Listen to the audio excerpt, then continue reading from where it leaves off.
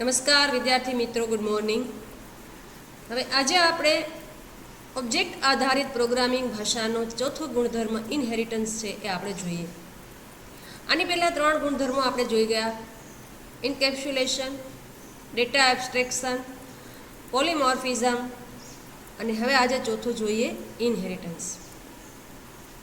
વિદ્યાર્થી મિત્રો, જ્યારે ઇનહેરિટન્સ છે એ સામાન્ય રીતે બે ક્લાસ વચ્ચે એક પ્રકારનો સંબંધ જણાવે છે. એક ક્લાસ અન્ય ક્લાસનો પ્રકાર હોય ત્યારે ઇનહેરિટન્સ યોગ્ય કહેવાય. એક ક્લાસનો ઉપયોગ કરી અને બીજો ક્લાસ બનાવવામાં આવે ત્યારે ક્યારે કે બેની વચ્ચે એક પ્રકારનો સંબંધ હોય. અહીંયા જે હયાત ક્લાસ છે એના એટ્રીબ્યુટ અને એની મેથડ એ બંને બીજો ક્લાસ જે નવો બનાવવામાં આવે છે એની વારસામાં મળે છે. દાખલા તરીકે આપણે આગળ જોયું કે પર્સન ક્લાસ છે એ પર્સન ક્લાસના 5 એટ્રીબ્યુટ છે: name, address, city, profession, gender, birth date વગેરે 5-6 છે. તો હવે એક પર્સન ક્લાસના બીજો એક ક્લાસ બનાવવામાં આવે છે ટીચર ક્લાસ. તો આપણે જોઈએ છીએ કે પર્સન ક્લાસની અંદર જે બધા ઓબ્જેક્ટ છે એ બધા વ્યક્તિઓ છે અને ટીચર પણ એક વ્યક્તિ હોય. તો આ બધા જ એટ્રીબ્યુટ પર્સન ક્લાસના એટ્રીબ્યુટ ટીચર ક્લાસને આપણે લાગુ પાડી શકીએ. તો બીજા શબ્દોમાં આપણે એવું કહેવું હોય તો કહી શકીએ કે પર્સન ક્લાસનો ઉપયોગ કરી અને આપણે ટીચર ક્લાસ નવો બનાવી શકીએ. પર્સન ક્લાસના બધા જ એટ્રીબ્યુટ અને બિહેવિયર છે એ ટીચર ક્લાસને વારસામાં મળશે. એના એટ્રીબ્યુટ અને બિહેવિયર એટલે કે મેથડ એ બધું એને વારસામાં મળશે. દાખલા તરીકે જો અહીંયા આપણને કીધું છે કે પર્સન ક્લાસના બધા એટ્રીબ્યુટ, અંડરલાઇન કરજો ખાલી સમજવા માટે, કે પર્સન ક્લાસના બધા એટ્રીબ્યુટ અને બિહેવિયર ટીચર ક્લાસને વારસામાં મળે છે. આ ઉપરાંત ટીચર ક્લાસના વધારાના એટ્રીબ્યુટ જેમ કે સબ્જેક્ટ, ટીચરને સબ્જેક્ટ પણ હોય ને, પર્સન ક્લાસના બધા ઓબ્જેક્ટને સબ્જેક્ટ ના હોય, કારણ કે કોઈ ડૉક્ટર છે, કોઈ વકીલ છે, કોઈ પ્લેયર છે, તો એને સબ્જેક્ટ ના હોય. તો ટીચર ક્લાસ છે એને સબ્જેક્ટ અને એના મેથડ પણ હોઈ શકે, લેક્ચર. તો આ સંજોગોમાં આપણે પર્સન ક્લાસનો ઉપયોગ કરી ટીચર ક્લાસને વ્યાખ્યાયિત કરી શકીએ. પણ ક્યારે આ શક્ય બનશે? જ્યારે એક ક્લાસ અન્ય ક્લાસનો પ્રકાર હોય. ઇનહેરિટન્સની અંદર બે ક્લાસ વચ્ચે ઇઝ એ પ્રકારનો સંબંધ હોય. કેવો સંબંધ હોય? ઇઝ એ. તો ઇનહેરિટન્સ છે એ હયાત ક્લાસને વિસ્તૃત કરી નવો ઓબ્જેક્ટ નવો ક્લાસ બનાવવાની મંજૂરી આપે છે. અહીંયા અંડરલાઇન કરજો, ઇનહેરિટન્સ છે એ અન્ય હયાત ક્લાસના ગુણધર્મોને વારસામાં મેળવી ઓબ્જેક્ટના નવા ક્લાસને વ્યાખ્યાયિત કરવાના સામર્થ્યનો નિર્દેશ કરે છે. ઓબ્જેક્ટ આધારિત પરિભાષામાં જે નવો ક્લાસ બનાવવામાં આવે છે એને સબ ક્લાસ, ચાઇલ્ડ ક્લાસ અથવા તો ડિરાઇવ્ડ ક્લાસ કહેવાય. અહીંયા પણ અંડરલાઇન કરજો કે જે ઓબ્જેક્ટ આધારિત પરિભાષામાં નવો ક્લાસ બનાવવામાં આવે છે એને સબ ક્લાસ અથવા ચાઇલ્ડ ક્લાસ અથવા ડિરાઇવ્ડ ક્લાસ કહે છે. મતલબ કે અહીંયા આપણે જુઓ, ટીચર ક્લાસ છે, આ પર્સન ક્લાસ છે, આકૃતિમાં તમને દેખાય છે. જો અહીંયા આકૃતિમાં તમને દેખાય છે કે આ પર્સન ક્લાસ છે, એના બધા જ આ એટ્રીબ્યુટ છે, આ એની મેથડ છે. જે આ કેસરી વચ્ચેના ભાગમાં છે એ બધા એના એટ્રીબ્યુટ છે અને નીચે છે એ મેથડ છે અને ઉપર છે એનું નામ છે. ક્લાસ ડાયાગ્રામ વિદ્યાર્થી મિત્રો આપણે આગળ વાત કરી હતી કે આ વખતે આપણા કોર્સમાંથી નીકળી ગયો છે, છતાંય કહી દો કે પાછું ફરી એક વખત આપણે પુનરાવર્તન કરી લઈએ. ઉપરના ભાગમાં ક્લાસનું નામ, વચ્ચેના ભાગમાં એના ક્લાસના જે ઓબ્જેક્ટના એટ્રીબ્યુટ છે તે, અને નીચેના ભાગમાં ક્લાસનું વર્તન એટલે કે બિહેવિયર, અને ફાઇનલી એને મેથડ પ્રોગ્રામની અંદર આપણે કહીએ છીએ એ આવેલા છે. તો જો અહીંયા આ પર્સન ક્લાસનો ઉપયોગ કરી અને એક ક્લાસ બીજો વ્યાખ્યાયિત કરવામાં આવ્યો, ટીચર ક્લાસ. હવે પર્સન ક્લાસની આ બધી જ લાક્ષણિકતાઓ અને આ બધી જ મેથડ અહીંયા પર્સન ટીચર ક્લાસમાં વ્યાખ્યાયિત કર્યા વગર એને વારસામાં મળશે. તો હવે તમે જુઓ, અહીંયા ટીચર ક્લાસની ટોટલ લાક્ષણિકતાઓ અથવા તો એટ્રીબ્યુટ કેટલા થશે? 6. કારણ કે અહીંયા આ 5 વારસામાં મળે છે અહીંથી પર્સન ક્લાસમાંથી, અને છઠ્ઠી એનું એક એટ્રીબ્યુટ છે સબ્જેક્ટ. જ્યારે ટીચર ક્લાસની મેથડ કેટલી થશે? તો ટોટલ થશે 4. કેટલી થશે? 4. કારણ કે અહીંયા પર્સન ક્લાસમાંથી 3 છે એ વારસામાં મળે છે. Set birth date, change city અને ડિસ્પ્લે. અને એની પોતાની પણ 2 છે, જુઓ, લેક્ચર અને ડિસ્પ્લે. એટલે ટોટલ એની મેથડ કેટલી થશે? 5. એટ્રીબ્યુટ થશે 6 અને મેથડ થશે 5. તો આ રીતે અહીંયા પર્સન ક્લાસનો ઉપયોગ કરીને ટીચર ક્લાસ વ્યાખ્યાયિત કરવામાં આવ્યો છે. કારણ કે ટીચર ક્લાસ છે એ પર્સન ક્લાસનો એક પ્રકાર છે. તો 2 વચ્ચે ઇઝ એ પ્રકારનો સંબંધ છે, માટે એને ઇનહેરિટન્સ કહેવાય. કારણ કે અહીંયા પેરેન્ટ ક્લાસમાંથી ચાઇલ્ડ ક્લાસમાં બધી જ એની મેથડ અને એટ્રીબ્યુટ છે એ એને વારસામાં મળે છે. અહીંયા અંડરલાઇન કરજો વિદ્યાર્થી મિત્રો. જે આ ક્લાસ છે તો એને તમે ચાઇલ્ડ ક્લાસ, ડિરાઇવ્ડ ક્લાસ અથવા સબ ક્લાસ કહી શકો. જ્યારે પર્સન ક્લાસ છે અહીંયા અંડરલાઇન કરજો. જ્યારે હયાત ક્લાસને સુપર ક્લાસ અથવા પેરેન્ટ ક્લાસ અથવા બેઝ ક્લાસ કહેવામાં આવે છે. સુપર ક્લાસના બધા જ ડેટા, એટ્રીબ્યુટ અને મેથડ છે એ ઓબ્જેક્ટનો સબક્લાસમાં તેના ડિક્લેરેશન એટલે કે એને વ્યાખ્યાયિત કર્યા વગર ફરી આપણે વાપરી શકીએ છીએ. એનો કહેવાનો મતલબ એ છે કે અહીંયા ટીચર ક્લાસમાં આ name, city, gender, birth date, profession એને આપણે વાપર્યા વગર, અહીંયા વ્યાખ્યાયિત કર્યા વગર ટીચર ક્લાસમાં એનો આપણે ઉપયોગ કરી શકીએ છીએ. વધારામાં સબક્લાસના નવા ડેટા અને મેથડ પણ હોઈ શકે. જેમ અહીંયા સબ્જેક્ટ, લેક્ચર અને ડિસ્પ્લે છે. સબ્જેક્ટ એટ્રીબ્યુટ છે, લેક્ચર અને ડિસ્પ્લે છે એ મેથડ છે. તો અહીંયા આપણને આ ક્લાસ ડાયાગ્રામમાં બતાવ્યું છે કે પર્સન ક્લાસ છે એ પેરેન્ટ ક્લાસ છે, જ્યારે ટીચર ક્લાસ છે એ ચાઇલ્ડ ક્લાસ છે. તમે એને પેરેન્ટ ક્લાસ પણ કહી શકો, સુપર ક્લાસ પણ કહી શકો પર્સનને, અને બેઝ ક્લાસ પણ કહી શકો. જ્યારે આ ટીચર ક્લાસ છે એને સબ ક્લાસ, ચાઇલ્ડ ક્લાસ અથવા ડિરાઇવ્ડ ક્લાસ કહી શકાય. વિદ્યાર્થી મિત્રો, સર્વસામાન્ય નિયમ એ ઇનહેરિટન્સનું બીજું નામ છે, અથવા એક છે સંબંધ, ઇઝ એ. 2 ક્લાસમાંથી જ્યાં એક ક્લાસ બીજા ક્લાસની વિશિષ્ટ આવૃત્તિ છે તેની વચ્ચેનો સંબંધનો નિર્દેશ કરે છે. સુપર ક્લાસમાં જે સામાન્ય એટ્રીબ્યુટ હોય એ રાખવામાં આવે છે, અને સબ ક્લાસમાં વધારાના એટ્રીબ્યુટ અને મેથડ છે એને વ્યાખ્યાયિત કરવામાં આવે છે. ઘણી વખત ઇનહેરિટન્સનો આદર્શ પદાનુક્રમ પણ હોઈ શકે. દાખલા તરીકે જો અહીંયા તમને એક ઉદાહરણ આપેલું છે કે આ રીતે અહીંયા આકૃતિ આપેલી છે. આ જો આકૃતિ છે, પર્સનમાંથી એમ્પ્લોયી ક્લાસ બનાવ્યો અને એમ્પ્લોયીમાંથી ટીચર ક્લાસ વ્યાખ્યાયિત કર્યો. તો આ પ્રકારના જે ઇનહેરિટન્સ છે એને મલ્ટી લેવલ ઇનહેરિટન્સ કહેવાય. પર્સન ક્લાસમાંથી એમ્પ્લોયી ક્લાસ મેળવો અને એમ્પ્લોયી ક્લાસમાંથી ટીચર ક્લાસ મેળવો. અને આદર્શ પદાનુક્રમ કહેવાય. અને આને મલ્ટી લેવલ, એકથી વધારે, એક ક્લાસનો ઉપયોગ કરીને એકથી વધારે તમે ક્લાસને વ્યાખ્યાયિત કર્યા. પર્સન ક્લાસમાંથી એમ્પ્લોયી ક્લાસ અને એમ્પ્લોયી ક્લાસમાંથી ટીચર ક્લાસ. એટલે ફાઇનલી ટીચર ક્લાસના એટ્રીબ્યુટ કેટલા થશે? 3 ને 2 5. આ વારસામાં જશે એમ્પ્લોયીને, અને એમ્પ્લોયીનું 1 ભણશે એટલે 6 ટીચર ક્લાસને એટ્રીબ્યુટ વારસામાં મળશે. એટલે ટીચર ક્લાસના ટોટલ એટ્રીબ્યુટ થશે 7. જ્યારે મેથડ છે એ 3 અહીંથી વારસામાં મળશે, 2 આ વારસામાં મળશે એમ્પ્લોયીની અને પોતાની 2. એટલે 3 ને 2 5 ને 2 7 એની મેથડ થશે. તો ઘણી આને આદર્શ પદાનુક્રમ કહી શકાય. તો આ રીતે વિદ્યાર્થી મિત્રો, ઇનહેરિટન્સ છે એ હયાત ક્લાસના ગુણધર્મોને વારસામાં મેળવી નવા સામર્થ્ય સાથેનો નવા ક્લાસને વ્યાખ્યાયિત કરવાના સામર્થ્યનો નિર્દેશ કરે છે. તો અહીંયા આપણે 4 ગુણધર્મ પૂરા કર્યા ઓબ્જેક્ટ આધારિત પ્રોગ્રામિંગ ભાષાના. ઇન્કેપ્સ્યુલેશન, જે ડેટાને બહારથી મેળવવાનું નિયંત્રિત કરી અને ડેટાને સુરક્ષિત રાખે છે. ડેટા એબ્સ્ટ્રેક્શન, એને અમલીકરણની વિગતોને છુપાવી અને ડેટાને સુરક્ષિત રાખે છે. પોલિમોર્ફિઝમ છે એ બહુરૂપતા આપણને ઉપયોગ કરવાની છૂટ આપે છે. 2 પ્રકારના ઓવરલોડિંગ વડે શક્ય બને છે, મેથડ ઓવરલોડિંગ અને ઓપરેટર ઓવરલોડિંગ.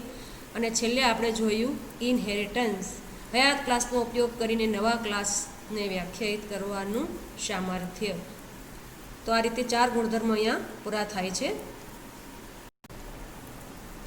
હવે વિદ્યાર્થી મિત્રો આપણે એક વચ્ચે કીધું હતું કે મુદ્દો લેવાનો છે એગ્રીગેશન અને કમ્પોઝિશન, એની વાત કરીએ આપણે. હવે એગ્રીગેશન અને કમ્પોઝિશન એટલે શું, ક્યારે શક્ય બને? તો જ્યારે કોઈ એક ક્લાસના ઓબ્જેક્ટ બીજા ક્લાસના ઓબ્જેક્ટ બનેલા હોય. ખાસ ધ્યાન રાખજો, એક ક્લાસના ઓબ્જેક્ટ બીજા ક્લાસના ઓબ્જેક્ટ બનેલા હોય ત્યારે એગ્રીગેશન અથવા તો એને કમ્પોઝિશન કહેવામાં આવે છે. અંડરલાઇન કરજો, એક ક્લાસના ઓબ્જેક્ટ બીજા ક્લાસના ઓબ્જેક્ટ બનેલા હોય ત્યારે તેને એગ્રીગેશન અથવા કમ્પોઝિશન કહેવામાં આવે છે. વારંવાર આ મુદ્દામાંથી પ્રશ્ન પૂછાયેલા છે. હવે એગ્રીગેશન અને કમ્પોઝિશન છે એ અલગ અલગ ક્લાસ વચ્ચે પૂર્ણ સંબંધ અથવા તો અંશ સંબંધને રજૂ કરે છે. બે ક્લાસ વચ્ચે કાં તો પૂર્ણ સંબંધ હોય અને કાં તો આંશિક સંબંધ. અંશ સંબંધ એટલે આંશિક સંબંધ હોય. વિદ્યાર્થી મિત્રો, આપણે જાણીએ છીએ કે જો એક કમ્પ્યુટર ક્લાસ હોય તો કમ્પ્યુટર ક્લાસના એટ્રીબ્યુટ શું હોય? તો કે એનું મધરબોર્ડ, એનું કીબોર્ડ, માઉસ, સ્ક્રીન એ એની લાક્ષણિકતા, લક્ષણો કહેવાય. શું કહેવાય? એના લક્ષણો કહેવાય. હવે તમે વિચાર કરો કે સ્ક્રીન હોય, સ્ક્રીન છે એ કમ્પ્યુટર ક્લાસનું એક લક્ષણ છે, પણ સ્ક્રીનને પોતાના પણ એટ્રીબ્યુટ લક્ષણો હોય કે નહીં? એની લંબાઈ હોય, પહોળાઈ હોય, એની કંપની હોય. એવી જ રીતે મધરબોર્ડ હોય તો મધરબોર્ડને પણ અલગ પોતાના એટ્રીબ્યુટ હોઈ શકે, એની કંપની હોય, તો એનો તમે અલગ ક્લાસ બનાવી શકો. એક કમ્પ્યુટર ક્લાસ છે એમાંથી તમે અલગથી સ્ક્રીન ક્લાસ બનાવી શકો, મધરબોર્ડ ક્લાસ બનાવી શકો, માઉસ ક્લાસ બનાવી શકો. તો અહીંયા માઉસ ક્લાસ અથવા તો સ્ક્રીન ક્લાસ અને કમ્પ્યુટર ક્લાસ વચ્ચે કેવો સંબંધ હોય? કાં તો એગ્રીગેશન હોય અને કાં તો કમ્પોઝિશન હોય. હવે આપણે આપણા પર્સન ક્લાસનું ઉદાહરણ લઈ અને આપણે આ માહિતીને સમજીએ. હવે જો આપણે પર્સન ક્લાસ છે એમાં નેમ નામની એક લાક્ષણિકતા છે. નેમ નામની એક લાક્ષણિકતા છે. આગળ આપણે જોઈએ, જો તમને બતાવું, આપણે સૌથી પહેલાં પર્સન ક્લાસ લીધેલો હતો ત્યારે જો આ રીતે, આ તો એના ઓબ્જેક્ટ છે, પણ અહીંયા આપણે જોઈ લઈએ પર્સન ક્લાસ છે. આ પર્સન ક્લાસ તો જો એની નેમ લાક્ષણિકતા છે, બરાબર. તો હવે નેમ છે તો નેમને પણ પોતાની બીજી લાક્ષણિકતા હોઈ શકે, જેમ કે first name, middle name, last name એ એની લાક્ષણિકતા હોઈ શકે. તો આપણે પર્સન ક્લાસમાંથી નેમ ક્લાસ બનાવી શકીએ. પર્સન ક્લાસમાંથી નેમ ક્લાસ બનાવી શકીએ. અહીંયા તમે ઉદાહરણમાં જોઈ શકો છો કે જો આ પર્સન ક્લાસ છે એમાંથી અહીંયા આ નેમ ક્લાસ છે નવો બનાવેલો છે અને એની 3 લાક્ષણિકતા લીધેલી છે, ફર્સ્ટ નેમ, મિડલ નેમ અને લાસ્ટ નેમ. જ્યારે એમાં એડ્રેસ છે, પર્સન ક્લાસની અંદર એડ્રેસ છે, તો એડ્રેસની અંદર પણ એના અલગ અલગ લાક્ષણિકતા હોઈ શકે. House number, street number, city, state, pin code એવી લાક્ષણિકતા હોઈ શકે ને. તો અહીંયા પર્સન ક્લાસમાંથી એડ્રેસ લાક્ષણિકતાને અલગ કરી અને એની નવો ક્લાસ બનાવ્યો. પછી પર્સન ક્લાસની અંદર જો અહીંયા નેમની જગ્યાએ શું કરી નાખ્યું? એ નેમ લઈ લીધું, એટલો બદલાવ કરવાનો. અને એડ્રેસની જગ્યાએ ADDR અને ડેટાનો પ્રકાર કયો રાખી દીધો? નેમ અને એડ્રેસ. તો હવે વિદ્યાર્થી મિત્રો, અહીંયા નેમ ક્લાસ અને એડ્રેસ ક્લાસ જે પર્સન ક્લાસમાંથી આપણે બનાવ્યા, એમાં બે ક્લાસની વચ્ચે, આ બે ક્લાસને નેમ અને એડ્રેસ ક્લાસ છે ને પર્સન ક્લાસ સાથે કેવો સંબંધ છે? કમ્પોઝિશનનો છે કે એગ્રીગેશનનો છે? એ આપણે જોઈએ. જો એગ્રીગેશન છે એ બે ક્લાસ વચ્ચે ભિન્ન સંબંધને રજૂ કરે છે. કેવો સંબંધ છે? ભિન્ન. અહીંયા વિદ્યાર્થી મિત્રો અંડરલાઇન કરજો, વારંવાર પૂછાણો છે કે એગ્રીગેશન બે ક્લાસ વચ્ચે કેવા પ્રકારનો સંબંધ દર્શાવે છે? તો ભિન્ન, અને એને ઇંગ્લિશમાં નોન એક્સક્લુઝિવ કહેવાશે. એગ્રીગેશનની અંદર અહીંયા જો પર્સન ક્લાસ સમજી લેજો, એક પર્સન ક્લાસ છે એ નેમ ક્લાસ અને એડ્રેસ ક્લાસના ઓબ્જેક્ટ ધરાવે છે. તો આ પર્સન ક્લાસ છે એ પૂર્ણ ક્લાસ કહેવાશે અથવા તો એકત્ર ક્લાસ કહેવાશે. જ્યારે આ બે ક્લાસ છે, નેમ ક્લાસ અને એડ્રેસ ક્લાસ, એ કેવા ક્લાસ કહેવાશે? આંશિક ક્લાસ. એ કંઈ અંડરલાઇન કરેલા જો આપણે આગળ આવે છે પણ તમને જણાવી દઉં,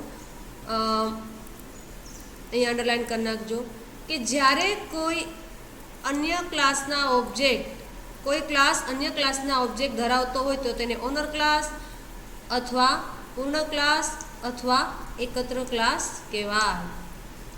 જ્યારે કોઈ ક્લાસના ઓબ્જેક્ટ જે ક્લાસ ઓનર ક્લાસમાં સમાયેલો હોય એને સબ્જેક્ટ ક્લાસ, આંશિક ક્લાસ અથવા એકત્રિત ક્લાસ કહેવાય. તો આપણા ઉદાહરણની અંદર આ જે નેમ અને એડ્રેસ ક્લાસ છે, નેમ અને એડ્રેસ ક્લાસ એ આંશિક કહેવાશે, જ્યારે પર્સન ક્લાસ છે એ પૂર્ણ ક્લાસ કહેવાશે. તો જો હવે આપણે પહેલાં કમ્પોઝિશન અને એગ્રીગેશનની તુલના કરીએ, કેવી રીતે કોને ક્યારે એગ્રીગેશન કહેવાય અને ક્યારે કમ્પોઝિશન કહેવાય. તો જો એગ્રીગેશનની અંદર શું હોય કે કોઈ ક્લાસ હોય એ ઓનર ક્લાસનો એક ભાગ છે, પણ એ પોતાનું સ્વતંત્ર અસ્તિત્વ ધરાવે છે. આંશિક ક્લાસનો કાર્યકાળ ઓનર ક્લાસથી નક્કી થતો નથી. કદાચ ઓનર ક્લાસ છે એ ડિલીટ કરવામાં આવે તો પણ આંશિક ક્લાસ છે એ અસ્તિત્વમાં હોય એવું બની શકે, એવું બની શકે. તો જ્યારે એગ્રીગેશન એટલે ઓનર ક્લાસ છે એના ઉપર આંશિક ક્લાસનો કાર્યકાળ રહેતો નથી. ઓનર ક્લાસ ડિલીટ કરવામાં આવે તો પણ આંશિક ક્લાસ છે એ રહી શકે. જો એનું આપણને અહીંયા ઉદાહરણ આપેલું છે, જો અહીંયા આપણને આ પર્સન ક્લાસના ઓબ્જેક્ટ આપેલા છે. પર્સન ક્લાસનો P1 ઓબ્જેક્ટ, પર્સન ક્લાસનો P2 ઓબ્જેક્ટ, પછી પર્સન ક્લાસનો P1 છે તો એનો નેમ ક્લાસનો N1 થશે. ફર્સ્ટ નેમ, જો મિડલ નેમ અને લાસ્ટ નેમ. તો અહીંયા જો એનએમ છે એની ડેટા પ્રકાર નેમ છે તો એનું શ્યામ મોહન યાદવ એવી રીતે લખી શકાય. પછી આ પર્સન ક્લાસનો બીજો ઓબ્જેક્ટ છે P2, તો નેમ ક્લાસનો પણ બીજો ઓબ્જેક્ટ છે N2 એને લગતો.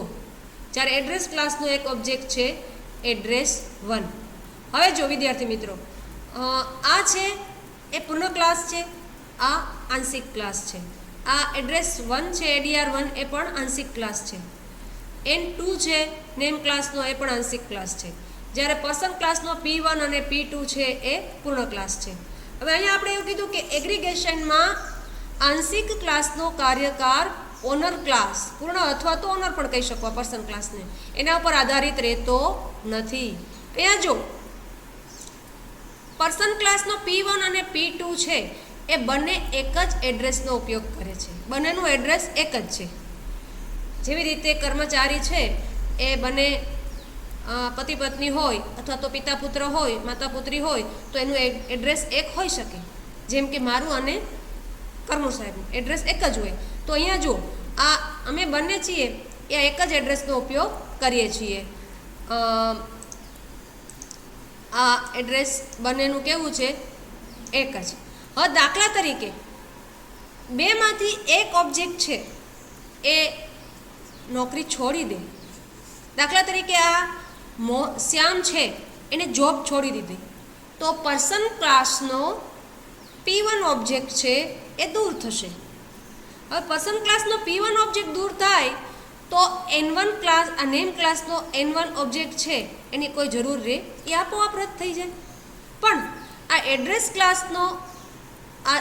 ક્લાસનો ADR1 ઓબ્જેક્ટ છે એ આપણે દૂર કરી શકશું નહીં. દાખલા તરીકે આ ઓબ્જેક્ટ છે, જો આ પર્સન ક્લાસ ડિલીટ થયો, પર્સન ક્લાસનો આ ઓબ્જેક્ટ ડિલીટ કરવામાં આવ્યો તો આ પણ ડિલીટ થશે. પરંતુ આને આપણે ડિલીટ કરી શકીશું નહીં, કારણ કે એને અન્ય ઓબ્જેક્ટ એનો ઉપયોગ કરે છે. માટે પર્સન ક્લાસ અને એડ્રેસ ક્લાસ જે છે એની વચ્ચે કેવો સંબંધ રહેશે? એગ્રીગેશનનો. જ્યારે એક ક્લાસ ઓનર ક્લાસ છે એ નષ્ટ થાય તો એનો આંશિક ક્લાસ પણ નષ્ટ થાય તો એને કમ્પોઝિશન કહેવાય. શું કહેવાય? કમ્પોઝિશન. જો એ આપણને કીધું છે કે બે અથવા વધારે વ્યક્તિઓ એડ્રેસ ઓબ્જેક્ટનો ઉપયોગ કરે છે, આથી એડ્રેસ કોઈ એક જ વ્યક્તિ માટે હોય એ જરૂરી છે નહીં. તો પર્સન ક્લાસનો P1 ડિલીટ થાય તો નેમ ક્લાસનો N1 ડિલીટ થશે, પણ જ્યારે આપણે એડ્રેસ ક્લાસનો ADR1 છે એને ડિલીટ કરી શકીશું નહીં. માટે અહીંયા આ ADR1 છે એ આંશિક ક્લાસ છે, છતાં એનો કાર્યકાળ ઓનર ક્લાસ ઉપર આધારિત છે નહીં. તો અહીંયા બંને વચ્ચે ભિન્ન પ્રકારનો સંબંધ થાય છે. અહીંયા પરીક્ષામાં તમને પૂછાઈ શકે એગ્રીગેશનમાં બે ક્લાસ વચ્ચે કયા પ્રકારનો સંબંધ હોય? તો કે ભિન્ન. જ્યારે એમ પણ પૂછે કે ઓનર ક્લાસનો જ્યારે કોઈ એક ક્લાસ છે એનો કાર્યકાળ ઓનર ક્લાસ ઉપર આધારિત ન હોય તો બે ક્લાસ વચ્ચે કેવો સંબંધ કહેવાય? તો એગ્રીગેશન. જો અહીંયા એક આપણને આકૃતિ આપેલી છે, આ પણ વારંવાર બોર્ડની અંદર પૂછાયેલી છે કે એગ્રીગેશનમાં બે ક્લાસ વચ્ચે આ ખાલી હીરાનો નિર્દેશ કરે છે, જ્યારે કોમ્પોઝિશન છે એ પૂર્ણ હીરાનો નિર્દેશ કરે છે. અંડરલાઇન કરજો કે એગ્રીગેશન પૂર્ણ ક્લાસને અડીને એક ખાલી હીરાના ચિહ્નનો ઉપયોગ કરીને બનાવવામાં આવે છે. હવે જો કોમ્પોઝિશનમાં શું હોય છે? આંશિક ક્લાસનો કાર્યકાળ પૂર્ણ ક્લાસ સાથે જોડાયેલો હોય છે. જો પૂર્ણ ક્લાસ હોય તો જ આંશિક ક્લાસ હોય. અહીંયા આપણે પર્સન ક્લાસનો કોઈ ઓબ્જેક્ટ ડિલીટ કરશું તો એને લગતો નેમ ક્લાસનો જે ઓબ્જેક્ટ છે એ આપોઆપ શું થઈ જશે? ડિલીટ થઈ જશે. તો અહીં અંડરલાઇન કરજો, કોમ્પોઝિશન બે ક્લાસ વચ્ચે અજોડ સંબંધ ધરાવે છે. કોમ્પોઝિશન એક પ્રબળ કે મજબૂત પ્રકારનું એગ્રીગેશન કહી શકાય. કોમ્પોઝિશનમાં આંશિક ક્લાસનો કાર્યકાળ ઓનર ક્લાસના અસ્તિત્વ પર આધારિત હોય છે. જો એકત્ર એટલે ઓનર ક્લાસનો ઓબ્જેક્ટ દૂર કરવામાં આવે તો તેના આંશિક ક્લાસનો ઓબ્જેક્ટ પણ નષ્ટ થશે. ઉદાહરણ તરીકે અહીંયા કીધું છે, જો પર્સન ક્લાસનો કોઈ ઓબ્જેક્ટ ડિલીટ કરવામાં આવે તો નેમ ક્લાસનો ઓબ્જેક્ટ પણ એને લગતો ઓબ્જેક્ટ હશે એ નષ્ટ થશે. તો કોમ્પોઝિશનની અંદર બે ક્લાસ વચ્ચે અજોડ સંબંધ છે. આંશિક ક્લાસનો કોઈ ઓબ્જેક્ટ દૂર કરવામાં આવે તો એના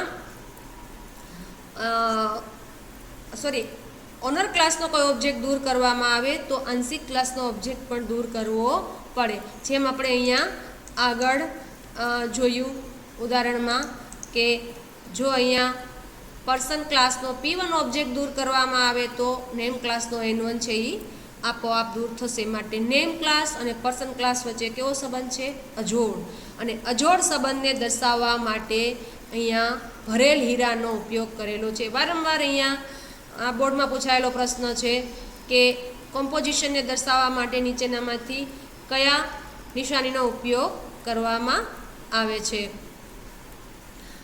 હવે અહીંયા જો આપણે કીધું છે પર્સન ક્લાસ અને નેમ ક્લાસ વચ્ચેનો સંબંધ છે એ કેવો છે? કોમ્પોઝિશન રિલેશનશિપ છે. જ્યારે પર્સન ક્લાસ અને એડ્રેસ ક્લાસ વચ્ચેનો સંબંધ છે કેવો છે? એગ્રીગેશન રિલેશનશિપ છે. કારણ કે એક જ એડ્રેસ છે એનો એક કરતાં વધારે ઓબ્જેક્ટ ઉપયોગ કરતા હોય છે. તો જ્યારે કોઈ વ્યક્તિ નષ્ટ કરવામાં આવે ત્યારે તેને સુસંગત નેમ ઓબ્જેક્ટને પણ નષ્ટ કરવામાં આવે છે, પણ એડ્રેસ નષ્ટ થતું નથી. અહીંયા ફરી પાછો અંડરલાઇન કરી નાખજો. કોઈ ક્લાસ જ્યારે અન્ય ક્લાસના ઓબ્જેક્ટ ધરાવતો હોય તો તેને ઓનર અથવા પૂર્ણ અથવા એકત્ર ક્લાસ કહેવાય છે.